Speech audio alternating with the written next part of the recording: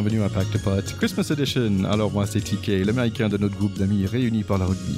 Et nous sommes sur notre deuxième semaine de nos 12 Pods of Christmas. L'objectif est très simple, de mettre un peu de lumière sur des shows un petit peu comme les nôtres, des amis, des passionnés de certains sports qui font un podcast natif sportif. Donc voilà, 12 pods pour 12 invités. Allez les découvrir, toutes les informations sont dans les show notes. Donc j'espère que vous aimez bien, bonne écoute et restez jusqu'à la fin pour un petit chanson que j'ai dû changer un petit peu. Allez, bon, happy holidays everyone, bonne écoute.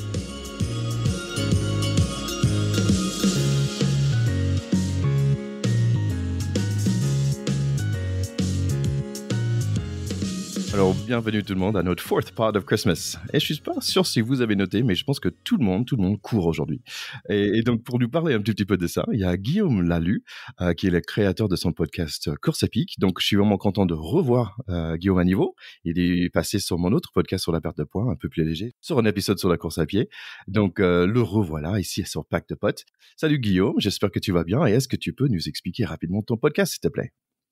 Salut Thierry, écoute, merci beaucoup de ta nouvelle invitation. Je suis ravi d'être là et de pouvoir échanger à nouveau avec toi. J'ai créé un podcast qui s'appelle Course épique. Course épique, c'est l'histoire en fait. On va partager pendant 1 heure l'histoire d'un coureur ou d'une coureuse, qui soit amateur ou un coureur élite, qui a vécu un jour une course qui a marqué sa vie profondément, qui l'a bouleversé.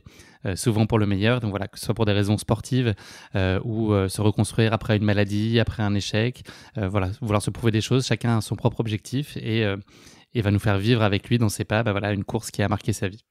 Bah superbe. Et ce que j'aime bien dans ton podcast, c'est vraiment dans la rencontre en fait avec des gens et avec une expérience qu'ils ont vécue et je trouve ça c'est vraiment chouette. Première question alors, pourquoi un podcast sur la course à pied en particulier?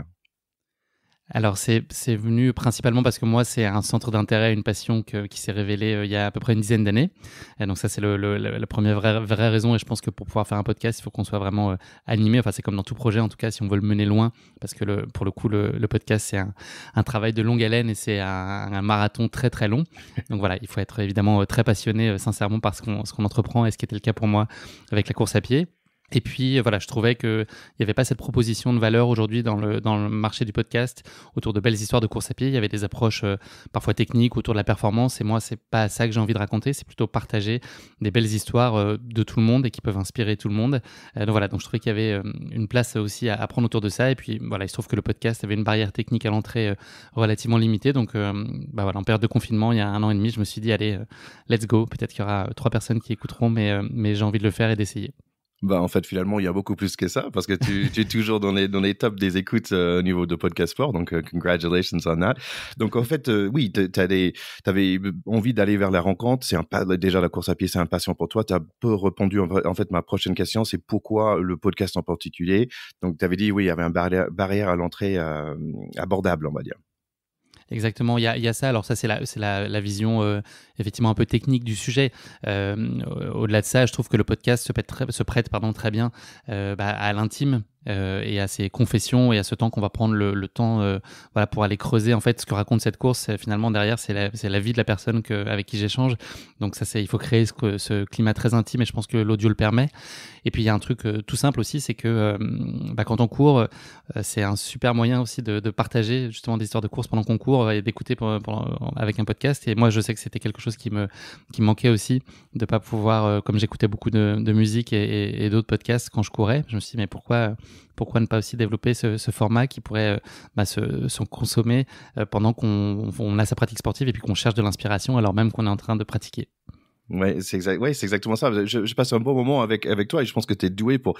Je me disais mais comment est-ce qu'il va faire parler quelqu'un pendant 1 heure par rapport à un course à pied, et je trouve que t'as un vrai écoute et ça t'aide vraiment dans ta façon de interviewer les gens et c'est vraiment rudement intéressant. Qui t'écoute alors? Alors, c'est comme je dirais que c'est comme le public de la course à pied en fait, qui est aujourd'hui très large. Quand on va sur une course aujourd'hui, notamment dans le trail, c'est vraiment, c'est pas comme Tintin de 7 à 77 ans, mais pas loin. Il y a vraiment un public qui est globalement très large et très inclusif et très ouvert, on va dire.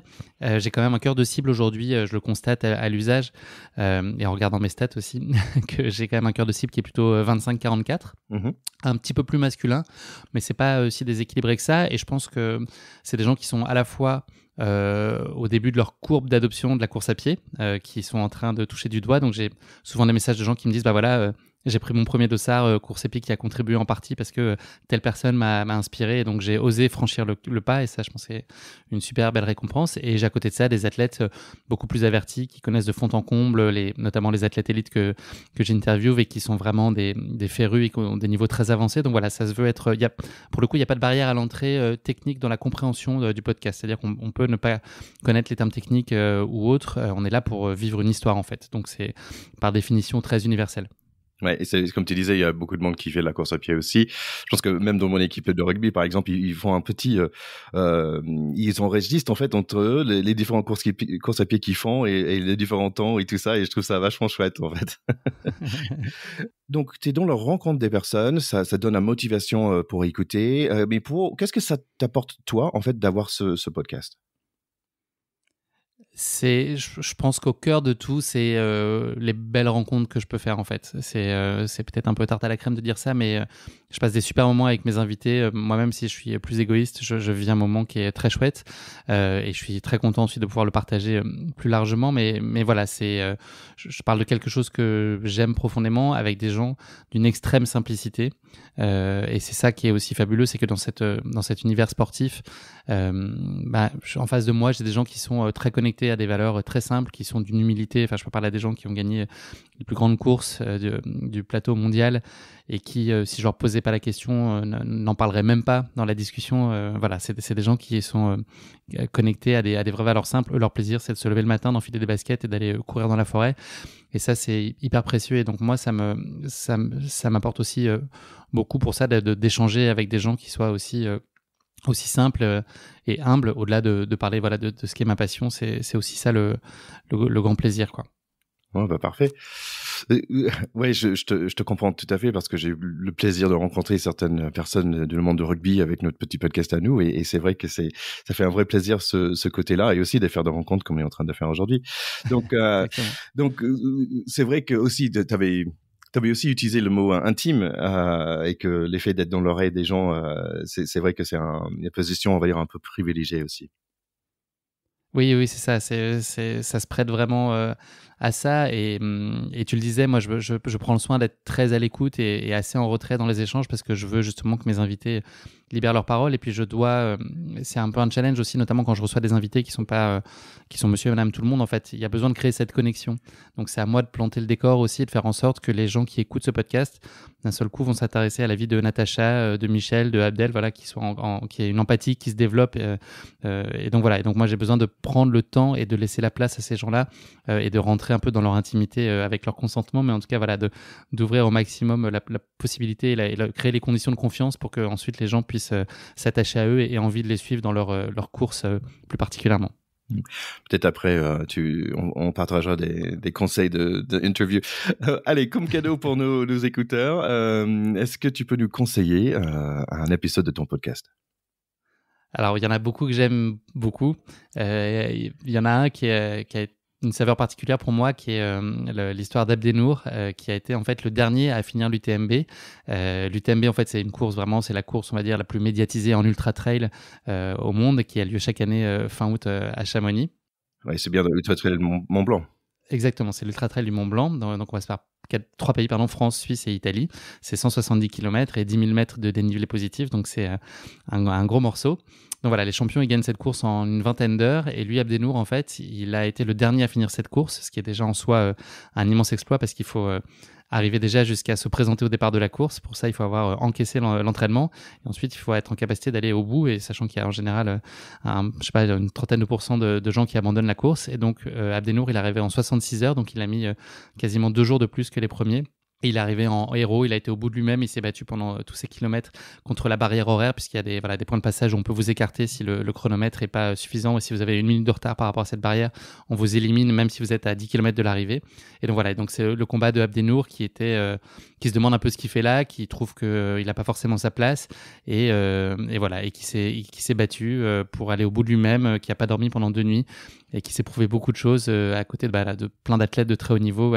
Voilà, lui a été au bout de lui-même pour réussir ce challenge un peu fou. Et c'est quel numéro d'épisode? C'est l'épisode numéro 9. Superbe. Et moi, j'avais conseillé aussi le numéro 25, ça s'appelle Wonder Woman. Une histoire vraiment passionnante d'une femme qui va faire des ultra-trails, mais à Yaman, à Oman. Elle explique ça. C'est juste vraiment formidable. Après, elle fait cette course de 48 heures et après, elle s'est mise dans la voiture pour conduire jusqu'à la maison pour bosser le jour après. Elle est quand même fantastique, celle-là. Elle est incroyable. Elle a le record de l'enduroman, c'est Londres-Paris. C'est le triathlon le plus long, je pense, qui existe. Donc, rallier Londres à Paris en traversant la Manche entre les deux. Elle est fascinante. Et, effectivement, écoutez son épisode, elle a beaucoup de choses à dire. Ouais. Donc juste pour préciser aussi, c'est des personnes qui sont, on va dire, des grandes coureurs comme ça, mais aussi d'autres histoires un peu plus pour des personnes un peu comme moi, on va dire aussi d'autres histoires avec des personnes qui ont fait, par exemple, leur premier marathon aussi. Oui, il y a des marathons, il y a même des histoires de 10 km. L'idée, voilà, c'est de donner à voir toutes les courses qui existent pour tous les profils de coureurs. Écoutez, nos chers écouteurs, pour vous accompagner dans vos courses à pied, mettez Course à pic dans les oreilles. Allez, on est prêt pour chanter ? Bien sûr, je suis chaud.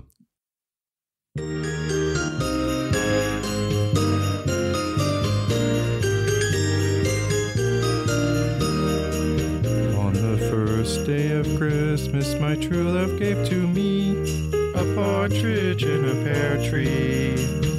On the second day of Christmas, my true love gave to me two turtle doves and a partridge in a pear tree. On the third day of Christmas, my true love gave to me three French hens, two turtle doves, and a partridge in a pear tree. On the fourth day of Christmas, my true love gave to me four calling birds, three French hens, two turtle doves, and a partridge in a pear tree. Allez, merci beaucoup and happy holidays, Guillaume. Merci à toi Thierry, très belle fête à tous et rendez-vous pour plein de belles résolutions pour 2022, peut-être courir.